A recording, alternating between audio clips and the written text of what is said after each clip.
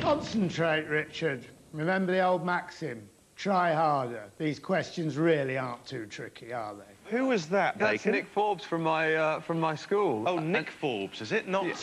Mr. Forbes. Mr. Forbes, thank you very much. Actually, I've met him since. Lovely bloke at school. He was terrifying, and actually, that kind of came across, I thought, in that 5-second appearance. So it's slightly intimidating and Really? frightening. You feel slightly intimidated by it? Yes. So, school days, then, not the happiest of your life, or what? Well, I had a good time. I wasn't exactly a model student. I didn't work that hard. I didn't focus very much, but I did have a laugh. And that's the important thing about school. You've got to have fun. Rudman, congratulations on your medal. Thank you. Were your teachers proud? I hope so. You did a lot of sport at school.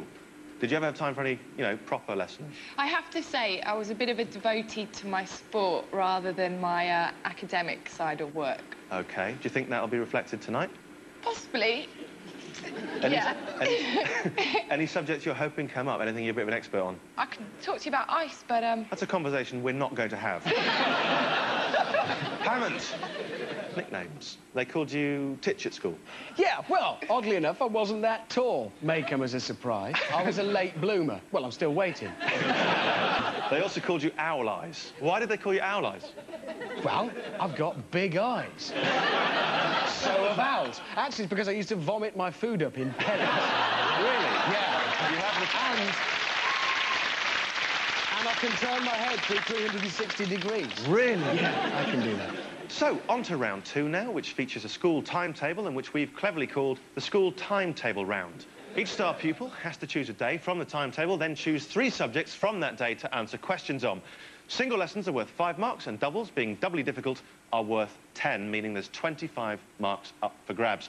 But if you do go for a double, you must get all parts of the question completely correct to get those 10 marks. Hammond. I wasn't listening. How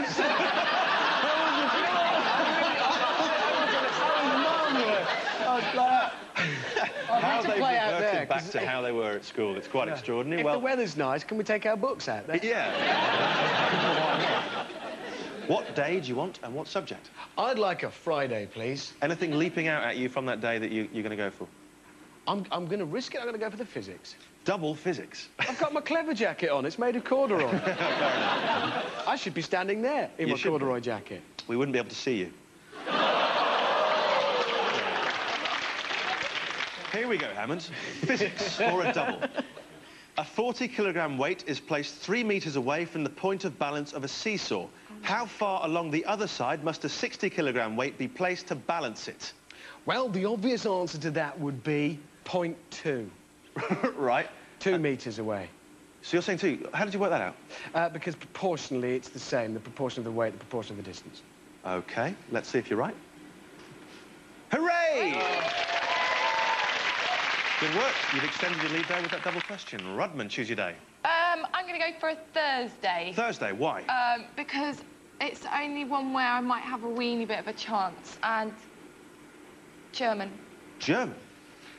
In German, what is the name of the 2 dots placed over a vowel? It's an... Upsilon. Do you need a handkerchief for that? That was it's a not complete guess. Whatever an upsilon is, it's not one of them. It is, in fact, an umlaut. Umlaut. Bacon. Choose your day. I would really like Monday, and I'll have a double history, please. Double history from Monday. The First World War was triggered by the assassination of an archduke. What was his name, and in what city did it happen? Franz Ferdinand, and it was the city of? It was. You know what? I know the answer to this. Say it then. Does it begin with S? Is it Sarajevo? It's Sarajevo.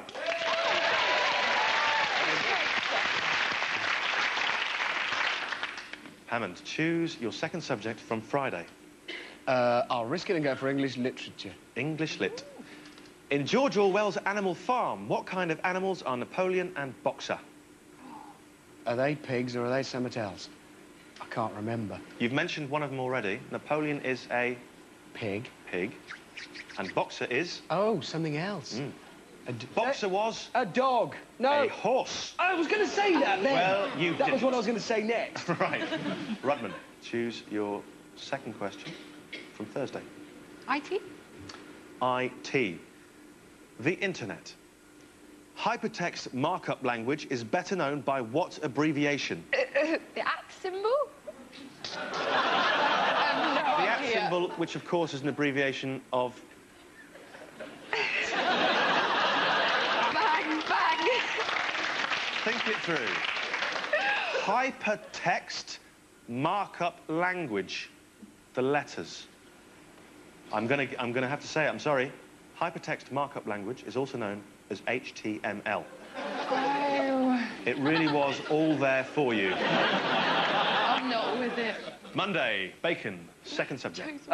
Second subject, I'll go for biology this time, please, Danny. Biology for a double.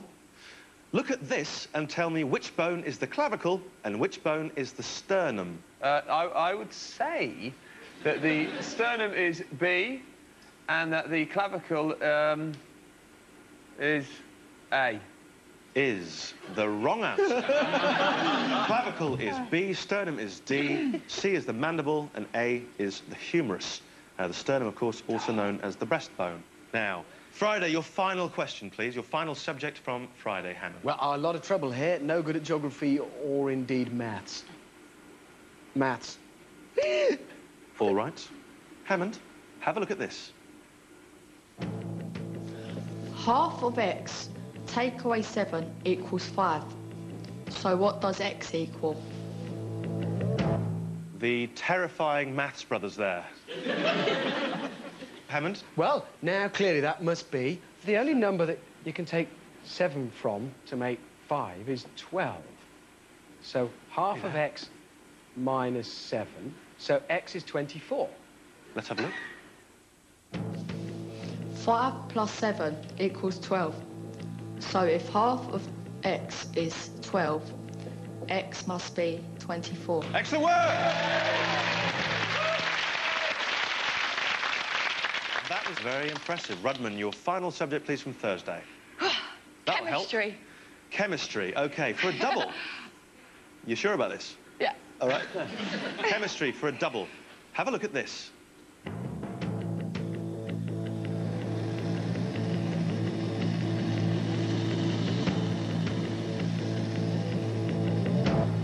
Which metal is being ignited in this experiment and what powder is left after the reaction? Is it magnesium? Magnesium is correct, but this is a double. I also need you to tell me what powder is left after the reaction. Magnesium oxide? You're saying magnesium oxide. Let's see if you're right.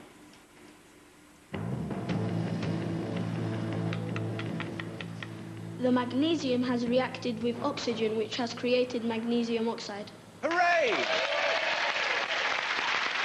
Very, very impressive.